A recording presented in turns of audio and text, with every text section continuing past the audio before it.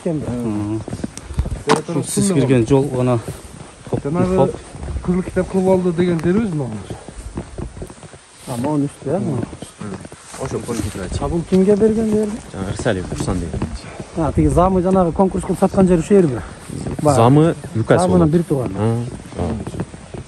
Ошолор алып алган, э? Мунун документи каякта экен эми? Ошонун Таптым.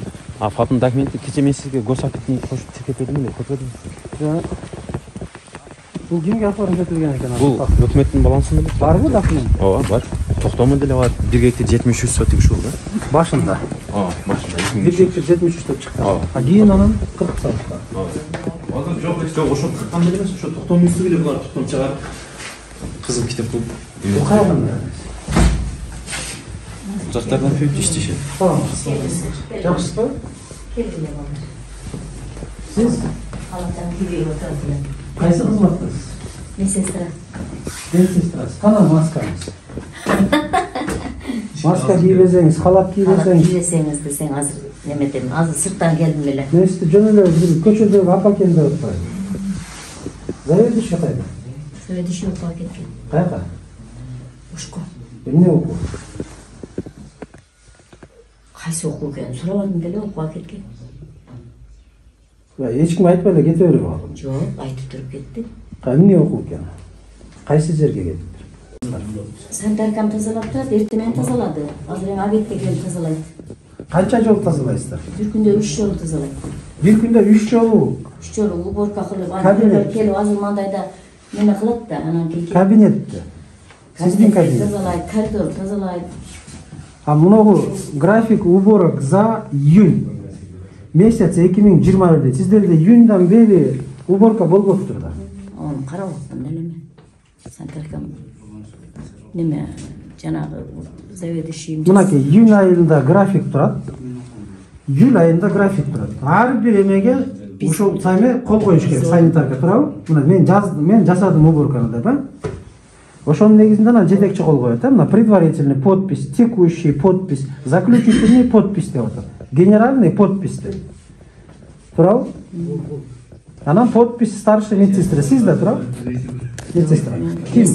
Медсестра эле. Мына подпись. Патронажный медсестра. Канакей бияктагылар, кана июль айында деги эчтеке жок бул жерде. Июнь айындагы боюнча болбоптур да силерде эч нерсе. 2 ай болуп калды. 2 айдан бери ооруп, 2 ай болду.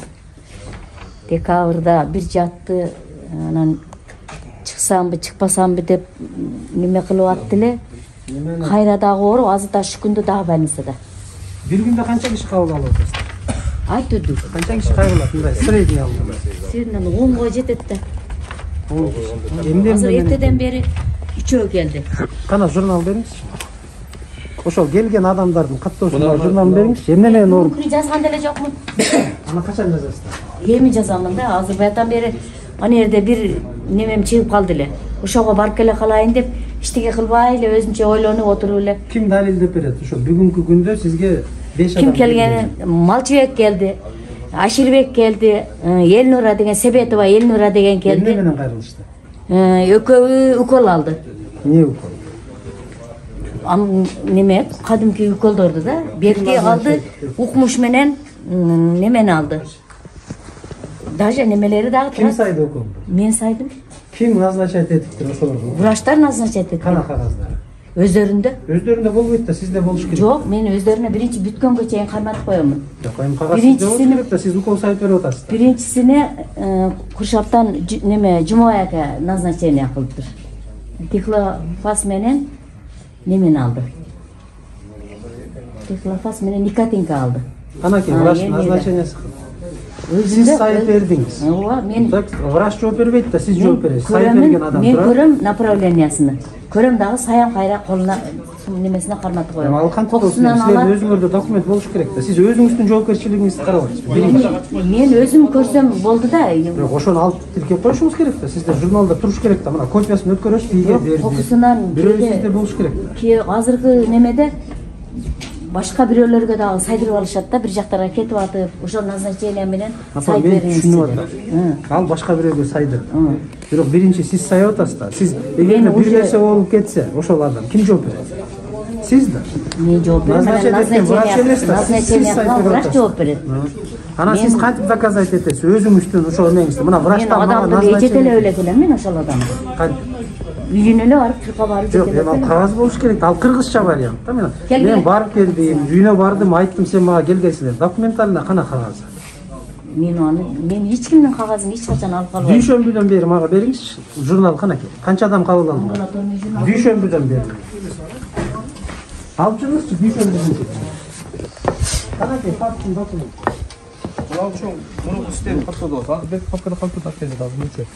Мына фаптың ушул турушунда бөлүп туруп документ кылынган да.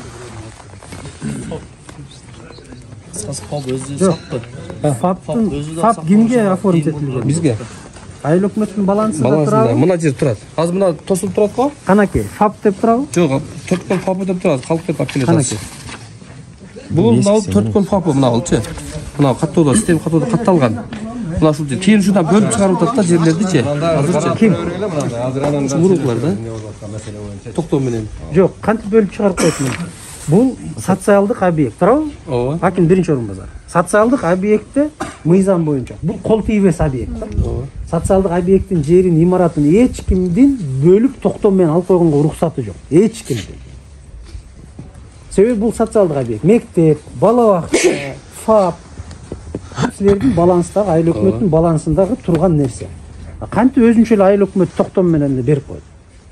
Эмненин негизинде берилген мына жерлер? Жанагы фаптын жагы документтери мага тез жөнөткүлө. Фапка. Бул азыр 174, туурабы? 174 ошондо? 173 173 сот тиги. Бул мурунку ана турат го, ана тосулуп турган жер турат го. Ана бетондор койгончу. Форсунка тургандан бери жагы болгон. Азыр ошо форсунка мына бор, азыр ошо жанагы айтып аткан документ болуп кеткен жер ушул жерлер.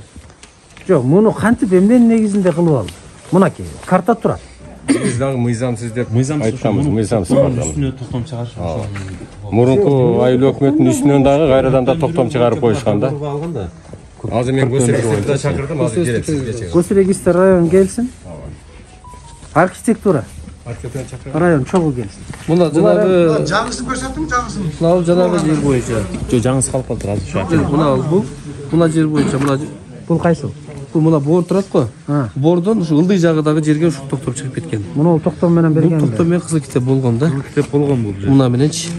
Мына жерде 17 сот, канча сот тиги? Канча сот? Өздөштүрүлгөн. 18 Бул общий 18 Кароол айыл өкмөтүнө караштуу Мырза айлыган 4 көл участкасында жайгашкан Т. Рысалиевдин пайдалануусундагы өздөштүрүлбөй калган 0,7 га жер тилкесин Кароол айыл өкмөтүнүн муниципалдык менчигине өткөрүү максатында Кароол айылы токтом кылат. Артында бергенси бар. Менчигине кабыл алынсын деп. Мына бергени бар. Мына 9 жылга бергени бар да. Бул 2020 жыл 14.01.13 21 жыл. Алло. Мен түшүнгөн жокмун. Бул Фапка го, фапка го. Өткөрүлгөн экен да. Мырзалык айылынын тургуну Рысалиев Курсана Сатмыш Кароол айылына каршы Мырзаев 4 участкасындагы асылдуулугу төмөн айыл чарбасына жараксыз пайдаланууга бош жаткан жер участкасынан мал чарбачылыгын өнүктүрүү максатында өздүк көмөк чарба жүргүзүү үчүн жер аянтын бер жөнүндө арызын карап чыгып, Кыргызстан жер кодексинин Кароол айыл Мырзалык айылы тургуну Рысалиев Курсана. Бул Рысалиев сиздин замыңыздын эмнеси? Агасы. Эме канаке конкурстун эмеси. Ушул жерде бар документтер ушулар. Катталган документтер. Жок, мына жерди өткөрүп берүү боюнча комиссияга ким эме болгон? Комиссияга артында бар, протоколу бар. Кой турам. Пайдаланылбай бош жаткан жердин мал чарба өнүктүү максатында өздүк көмөк чарба жүргүзүү үчүн жер аянты 49 жылдык мөөнөткө убактылуу пайдаланууга берилсин. 7 сот экен да, туурабы? Жок, 18 сот. Жок, бул 7 сот көмөк чарба бөлүп атпайбы муну? Экологиялык нормаларды сактоо жагы курса бул мындай деп атат. Мырзалык айылынын тургуну Рысалиев Курсанов Сатикановичке Мырзарык айылынын 4 көл участкасындагы асылдуулугу төмөн айыл чарбасына жараксыз пайдаланылбай бош жаткан жер участкасынан деп атат. Ким айтты берди? Категорияны ким өзгөртүп койду? Поликлиниканын жерин бош жаткан жер деп. Кайсы мыйзам негизинде өзгөртүп? Бул өздөштүргөндө мына жер 18 сотун өздөштүрүп менчикке кызыл китеп алдыптыр. Ол китебин мен көрбөдүм, бирок неме, мына ылдый жагыдагыны ушу көмөк чарбага чыгарган да. Ошо эки жер чыккан болчу. Эки жер чыккан. Алло. Напыс токтомуну карап атат азыр таап келет андагычы. Алейкум ассалам. Жакшы. Бул бош жаткан жер эмес да, бул таптын жери, туурабы мына? Мына карта боюнча. Карта боюнча ушул жер. Анан булар өздөрү эле эмне, өздөрүнө мыйзамдуу булар кандай? Буда мурунку дагы Кол жети. Токтом кылат 7, так, жер аянтып 49 жылдык мөөнөткө убактылуу пайдаланууга берилсин деп атат. А бул кантип кызыл китеп алып койгон берге? Жок, бул мындай кылган. Бул башка жер. Бул общий 25 соттук ушундай эле 18 сот деген өздөштүрүп туруп кызыл китеп кылып атат да азыр. Эми муну карап. Эми муну карап. Мына Кыргыз Республикасы Ош облусу Өзгөн району Карабал айыл өкмөтү токтом номер 56. 02-03-2021 жыл. Туурабы? Мынакей токтом кылат, берилсин деп атат, а? Может мен жаңылып атам. 14-01-2020 жыл.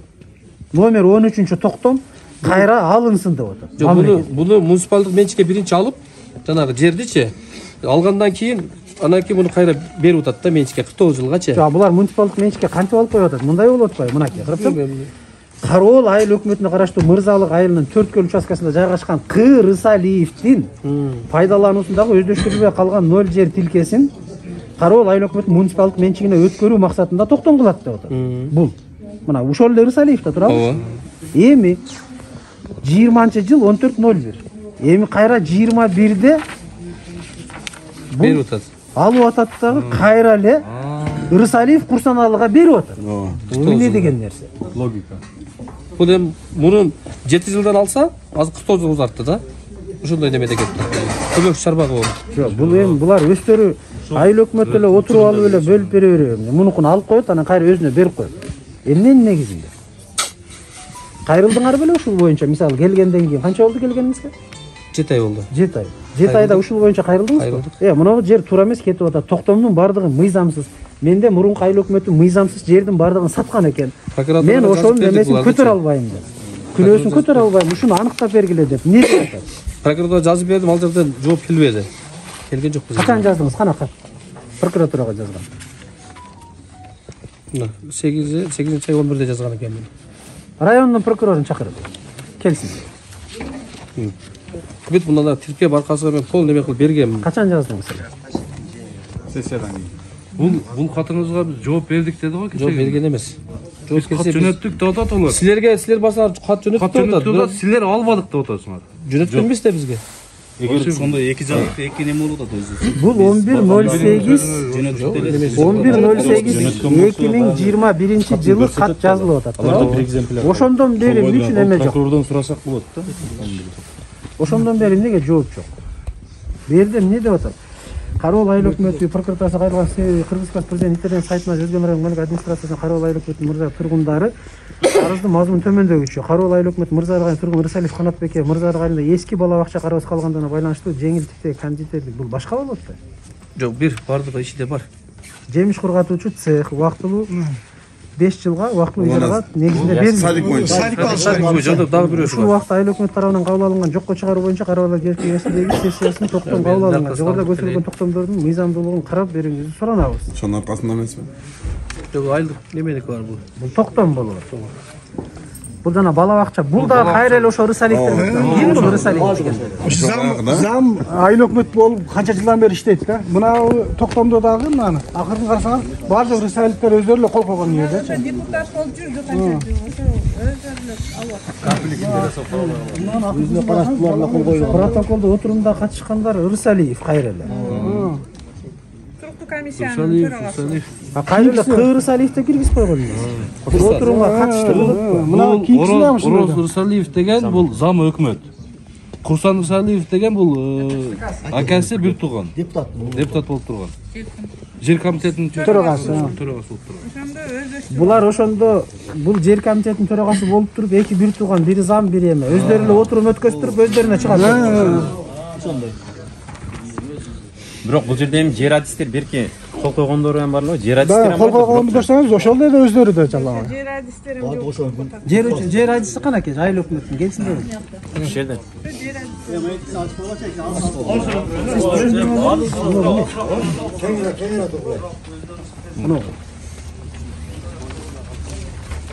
Мына протокол сайтта. Биз фап коюп. Сиз фамилияңыз? Саид. Бар. Алда берки Рысаитов, а? неме боюнча Кантип эле өткөрдүңөр муну? Бул протокол биринчи жолу көрдүм. Кол койгондорду Ясли боюнча эле общий жанагы фап боюнча бергенбиз го мурункулары. Сентябрда берилген. Мен бул протокол биринчи жолу көрдүм. Мына ким? Кайсы? Тез келсин. Буну ямадым, прокурорго айттым кечээ. Мен биринчи жолу көрдүм бул протоколду. Токтомду ham биринчи жолу. Бул силердин колу эмес. Меники эмес. Подделка документов бул. Меники эмес. Мен биринчи жолу Катышкан эмессиңер. көрдүм.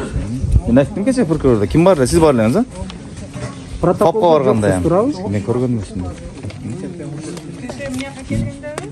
Бул мен. Мунуга сайт болчу. Жок. Мен катышкан эмес, мен протоколду токтомду биринчи жолу көрдүм. Могу да сиздин кол эмеспи? Мен биринчи жолу көрдүм. Мунугу.